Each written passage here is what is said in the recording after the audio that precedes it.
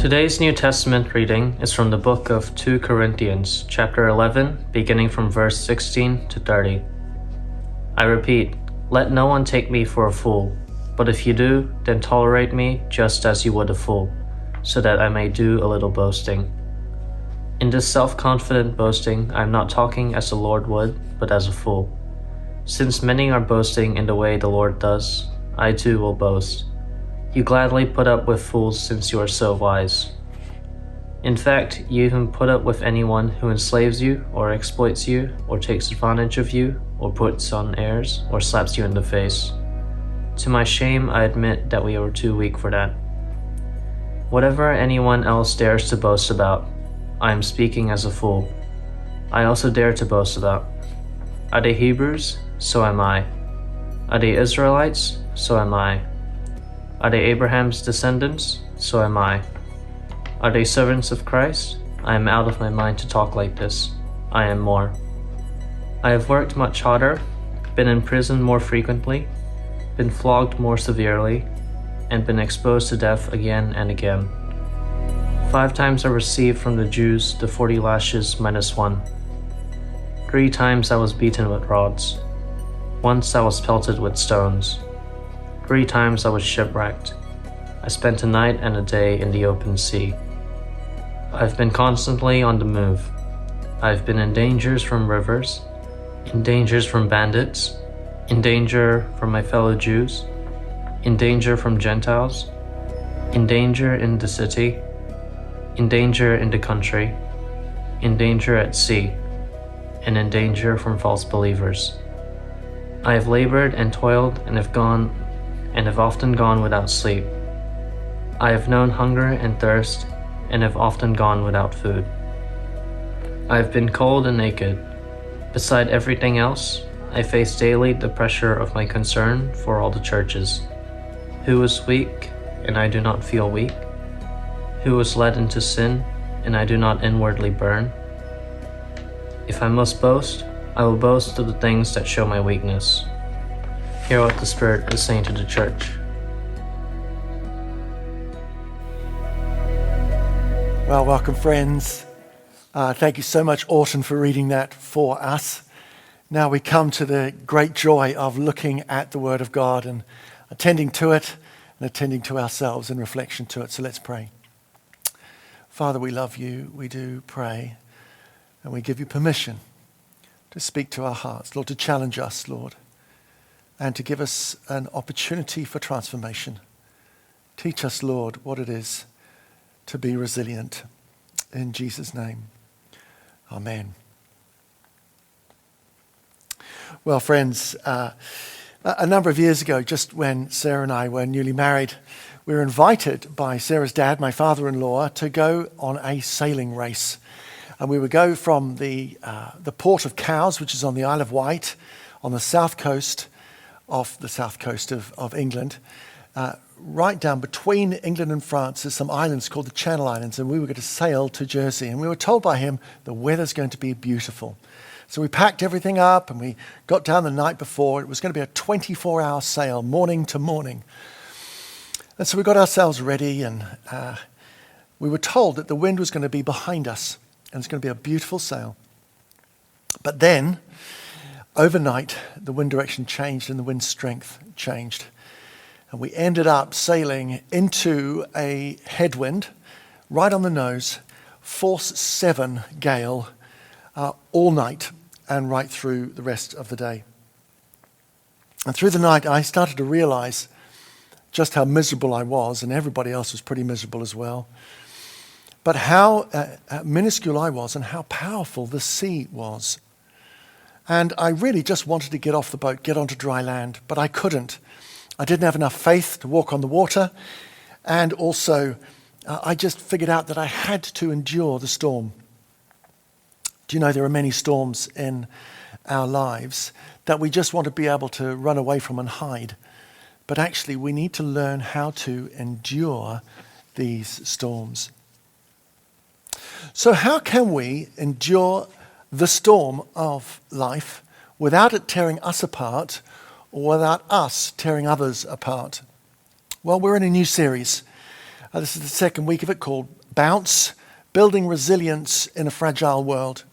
And through it, we're trying to learn and discover what it means to be able to continue through life without being crushed by the things of life. So last week we learned that there is such a thing as enduring discomfort, even though we don't like it and it's uncomfortable. Especially during the COVID lockdown, it's very inconvenient. And we learned that this first part of resilience is about looking up to God, gaining strength from Him, looking beyond to a greater vision than where we are now, and looking out for others and to comfort others who also might be feeling uncomfortable. And resilience, by definition, can only be built when we come up against the obstacles of life. Now, we used the analogy, didn't we? One of a wrecking ball, which basically just crashes through everything and doesn't respond. It actually just holds its form and ruins things in its path. We then looked at another type of person would be the glass ball person, which has no sense of resilience at all, and actually whatever it comes up against breaks it and fractures it. And some people can be very tender like that. But what we was learning was resilience is about learning to be like a rubber ball, to be able to come up against resistance, to absorb it and then to bounce back. Not necessarily better than before, but without damage. You know, the Bible story, all of it, says that because of our own actions, we ourselves are set adrift apart from God's perfection. Therefore, we've become subject to the brokenness of the world and the brokenness of other people's lives and their actions and our own actions upon them as well. Therefore, we see through the entire revelation of Scripture, we see stories of extreme hardship. We see famine. We see people who are made refugees. We see a nation in exile. We see people put into slavery and imprisonment. We see war. We see relationships break down. We see persecution. And we see death as well. But the biblical story also speaks of God's saving works despite all these things. These are God's rescue for us in times of difficulty. The story of the entire Bible and the people of God and God's actions is there to show us that we can endure hardship. But also there's a greater story behind those experiences that we can currently see, and that is God is above all and through all. The Apostle Paul faced hardships unlike most of us will face. And in the reading today, we hear of Paul listing the ways in which his life was terribly not only inconvenienced, but really hard. It's hard to conceive of someone having multiple shipwrecks and multiple beatings, the danger of wild animals outside, and danger at sea as well. Paul had suffered extreme hardship. He was even under arrest in his life for 5 years. 2.5 years of those was in prison. And believe me, that prison in those times was not as comfortable as a prison is nowadays. And that was just because he was defending his belief. Now, friends, that's not to minimize the difficulties and hardships that some of us and all of us will go through, because hardship is relative to the experiences of our lives. There are some times that we will be uncomfortable. And for many in the world and some in our church, they will have to face real hardship. Now, I don't mean not being able to get a fresh cup of coffee. What I mean is there is true hardship. Some people have faced financial ruin, social deprivation, life-threatening illnesses, disability, and the grief and the pain of death. These are, unfortunately, all the stuff of life, and we cannot avoid them. For some, hardship is almost their entire fabric of life. There are some people I know who just seem to get back up on their feet and are knocked down by some other catastrophe. And as I said last week, it seems that trouble and hardship comes to the least deserving people. It seems indiscriminate. There's no reason, why do the wicked prosper and why do the righteous find trouble? So the question we're really asking ourselves is, how might we build resilience in the face of hardship that we know will come? Well, while I thought it's good to know about the Apostle Paul, I thought it'd be good to look at the story of an entire person's life. And so I've decided that we might have a look at the life of Joseph, which was actually a life of hardship. Now, we know the story of Joseph, don't we, from Genesis chapter 37 onwards. We see and we know Joseph really by his amazing Technicolor dream coat. It's a richly ornamented robe. There was plenty of bling that he received. And most people at that time, this is a very unusual robe because most people at that time would be wearing sort of versions of beige or cream. It was too time-consuming and incredibly expensive to be able to get a multicolored or even a different colored robe altogether. But here we see Jacob spoiled by his father and a declaration that he is the favorite. It's very hard to hear about favorites, isn't it? But the robe, friends, was Joseph's downfall because it began to start to show cracks in his character. And through that, there became a cascade of hardship. Joseph's life was mainly one of hardship that actually many of us will face to one degree or another. Not all of them, but some of them. And so I'm going to look at some of those. First of all, the hardship of bullying.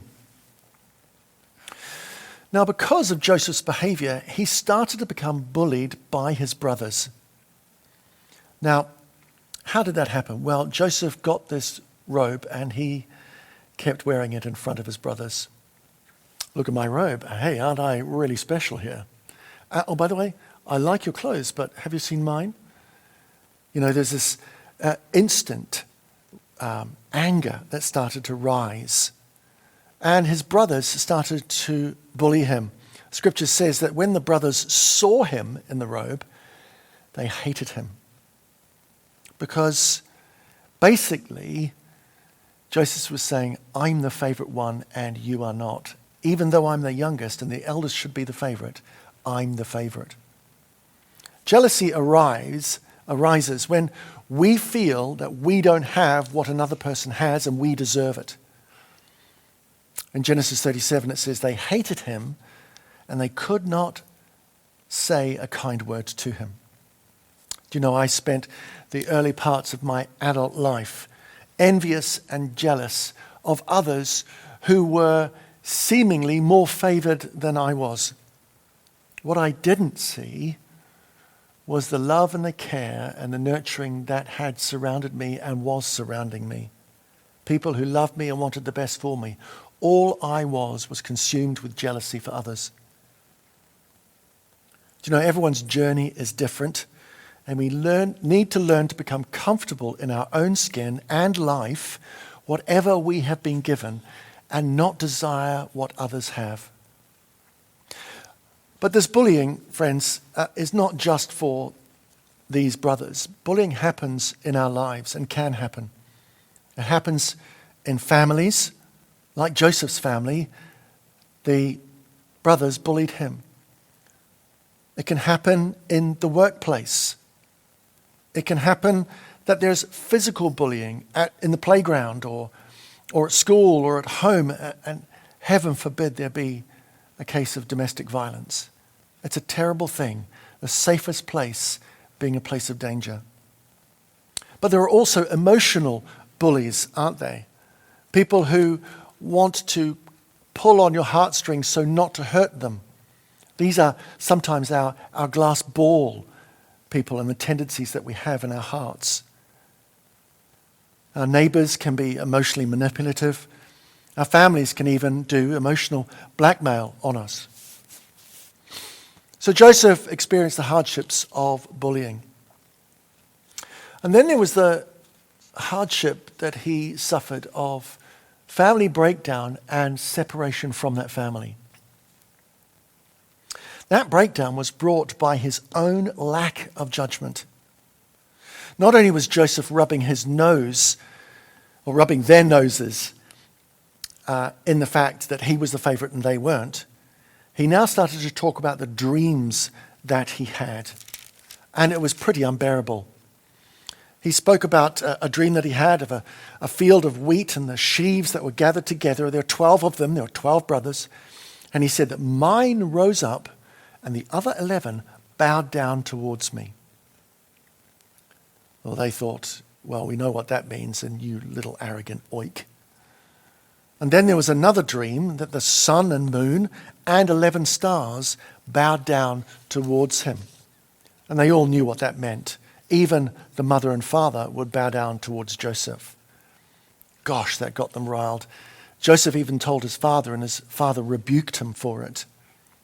You see, these friends, these prophetic dreams were for Joseph, but they weren't for him to be sharing. He didn't learn to keep his mouth shut. Pride was becoming his downfall. He was becoming uncorrectable and arrogant. Joseph was insensitive, and really it could be seen as the insensitivity of youth. There was a time in my life where I had an overblown sense of my own importance. I was a good sportsman. I was taught to be confident. However, I was overconfident and then became arrogant. I was really not nice to be around quite a lot of the time, and sometimes I'm still not nice to be around. But I suffered the consequences of my own big mouth. People distanced themselves from me, and I became isolated. It was painful and it was shaming. And paradoxically, the effect of that was not overconfidence, but actually I then became overly insecure. It took years for God and me to allow God to heal me of the consequences of my own behavior. I was like Joseph, and Joseph should have listened to the wisdom of God. He wouldn't have heard from James at that point, but James says this, "My dear brothers and sisters, take note of this. Everyone should be quick to listen, slow to speak, and slow to become angry." Joseph's life went from just being hated to being the one in the family who was despised. Genesis 37 goes on to say, it says they hated him all the more. Well, it goes from bad to worse in this family division. Joseph was then asked by his father to go and find his 11 brothers who were looking after the sheep all over the place, to check up on them and to report back to Dad. Well, he did so, but he went in his robe. Again, it was like rubbing their noses in his favoritism. And not only that, they were seeing that he was going to be a telltale. The scriptures said that they plotted to kill him even before he arrived. Friends, there are many genuine hardships experienced when a family breaks down like Joseph's. Sibling rivalry and jealousy, sides taken in a family, maybe some not talking to others just because something someone has said or done by mistake. I heard of a family once who didn't speak to one another because they hadn't been invited, or one of them hadn't been invited to a wedding. Then there's also the terrible occasion of a family breakdown, a marriage breakdown. The fallout often hits the children the hardest. So there was the hardness and difficulty and the hardship of family breakdown and separation. This separation then went into the hardship of slavery. Joseph was then sold twice into slavery. First of all, from the traders, and then into Egypt. There are some actually who are in modern day slavery right now. Terrible. There are more people in slavery now in forced slavery than at any other point in history. But many of us also can find ourselves trapped in another form of slavery, addiction. Addiction to habits, ways of life, addictions to alcohol, to drug dependency, to pornography, to gossip, and even promiscuity. All these come from a form of trying to comfort ourselves in our hardship, to numb the pain. And when we try to do that, what it does is it doesn't make our life more bearable. It actually makes us more of a prisoner. But it says this, an extraordinary thing in Joseph's life. It says this in Genesis 39, 2-3. The Lord was with Joseph so that he prospered, and he lived in the house of his Egyptian master. And when his master saw that the Lord was with him, the Lord gave him success in everything he did.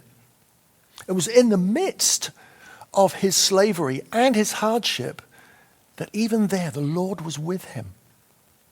Isn't it amazing that God can direct our lives in the midst of our slavery and direct us towards freedom? And then, friends, another form of hardship that poor Joseph suffered was the hardship of false accusation. While Joseph managed to succeed in the family, he became very attractive to Potiphar's wife. Potiphar's wife wanted to sleep with him, and he refused because it would dishonor his master. But Potiphar's wife, in order to save face, as it were, falsely accused Joseph of sexual abuse. And because he had no rights as a slave, he was thrown directly into prison. There may be times in our lives when false accusations have been thrown at us. But read what it says, what Peter says to the church. But even if you should suffer for what is right, you are blessed. Do not fear their threats, do not be frightened, but in your hearts revere Christ as Lord. Always be prepared to give an answer to everyone who asks you to give the reason for the hope that you have. But do this with gentleness and respect, keeping a clear conscience, so that those who speak maliciously against you and against your good behavior in Christ may be ashamed of their slander. Joseph was unable to defend himself. And sometimes there'll be points in our lives where we will be unable to defend ourselves. But know this, God is a God of justice. Just keep looking at him. Well, poor Joseph then suffered yet another form of hardship, not only the false accusation and being put in prison, imprisoned incorrectly and wrongly. He then suffered the shame and the hardship of being completely forgotten, being isolated. He landed in prison, and again he rose with favor. Favor seemed to come easily to Joseph.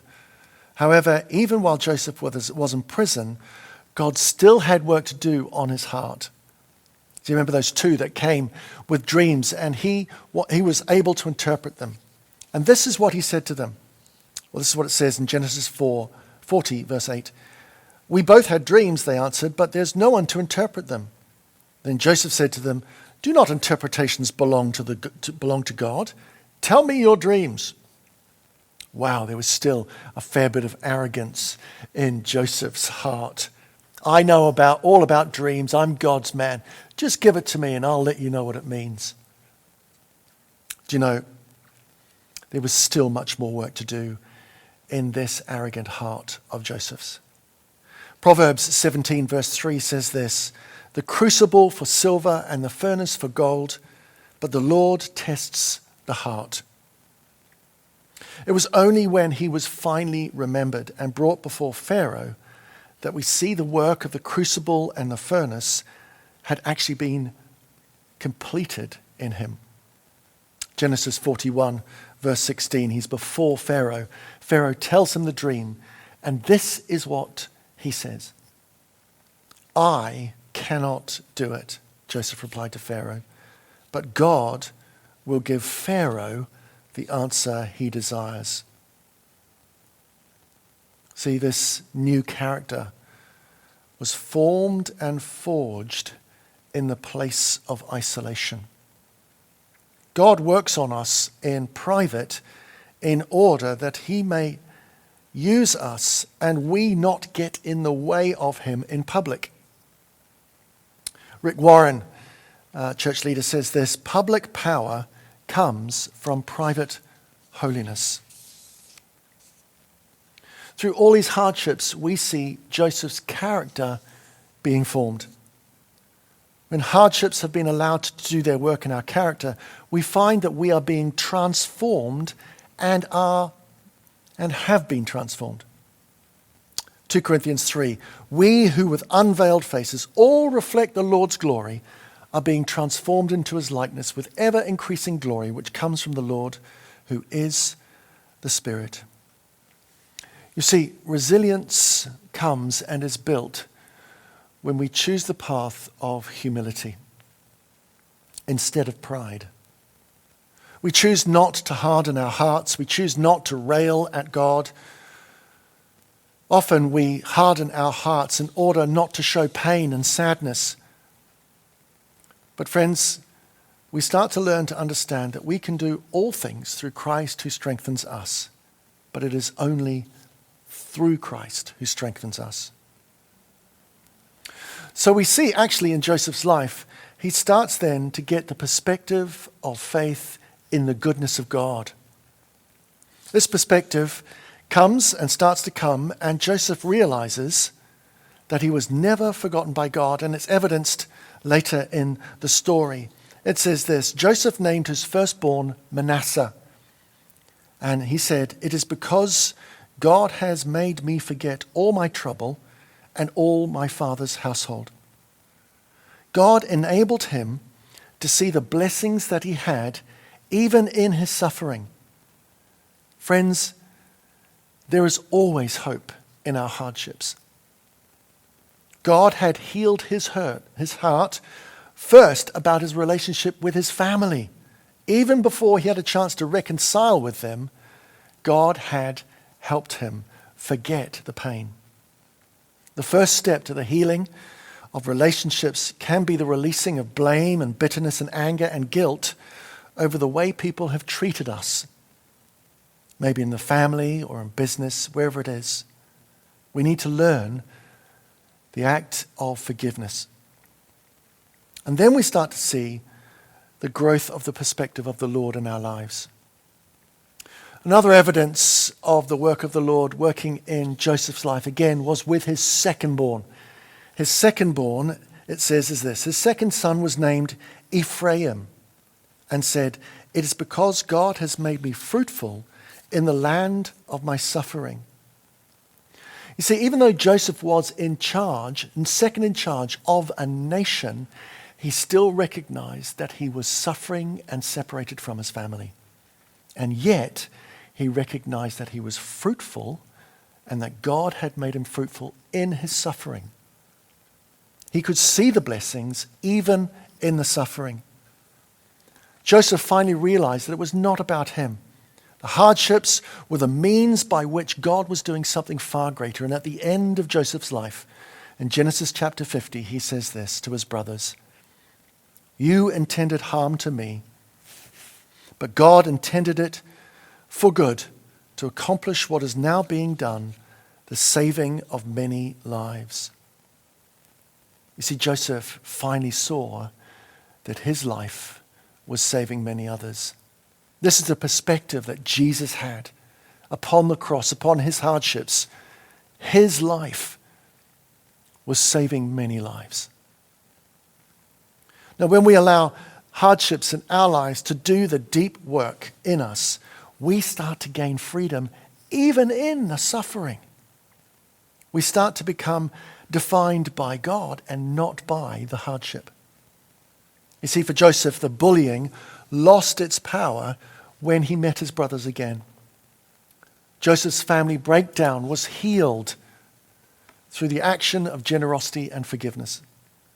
Joseph's slavery was ended when he submitted to the work of being hidden and submitting to humility.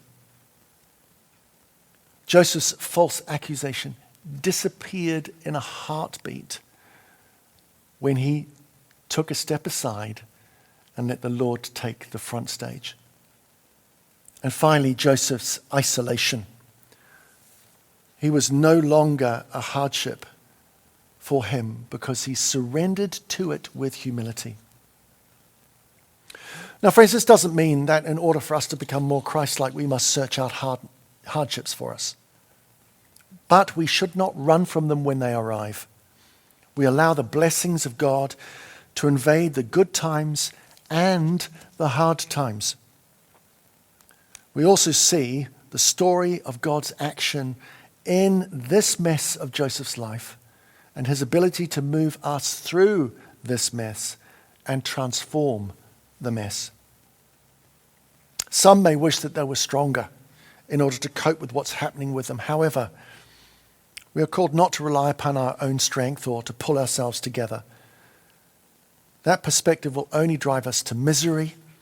And if we rely upon our own abilities, we will find ourselves soon in a very dark path. But there is the perspective of the goodness of God. Let's read what Paul had learnt despite all his hardships. 2 Corinthians 12 says this, 3 times I pleaded with the Lord to take it away from me, but he said to me, my grace is sufficient for you. Therefore I will boast all the more gladly about my weaknesses, so that Christ's power may rest on me. That is why, for Christ's sake, I delight in weaknesses, in insults and hardships and persecutions, in difficulties, for when I am weak, then I am strong. He goes on to say in 2 Corinthians 11, just before this, if I must boast of the things that show my weaknesses. Why? So that Christ's power may rest on us. The biblical story is this. You can do nothing without God's strength. God often uses the hardships of our lives to do his best work in us and through us. Romans 8:28 says, and we know in all things God works for the good of those who love him and have been called according to his good purposes. So instead of pull yourselves together, perhaps we could say, draw near to the Lord. What are you teaching me, Lord, and how might I submit to your hand? When we learn to allow the comfort and empowerment of God to have full access to our lives, even when we're facing real hardship, then this becomes a platform for transformation. Friends, let's pray. Lord, I pray, Lord, that you would come and meet our friends wherever they are, in whatever hardship they find themselves. Would you bring them through the crucible and the furnace, that they might discover your all-encompassing and amazing power. We submit ourselves to you, to your hand. Lord, as we endure and become resilient in our hardships, the resilience is the resilience that comes from Christ's power. May it rest upon us, we pray. Amen. Well, friends, just in closing, we're going to be offering some more prayer for individuals in our coffee Zoom. Now, I'm aware that the coffee Zoom was quite hard to get into last week. That was just some procedural difficulties that we were having. We've sorted those out. So if you would like personal prayer, please come. We will put you into a private room and we will pray with you while others are having a coffee and a catch-up, and then come back and enjoy the time with us. Well, we're going to go on with the rest of our service now, and I really hope that you will meet the transforming power of God this week. God bless you.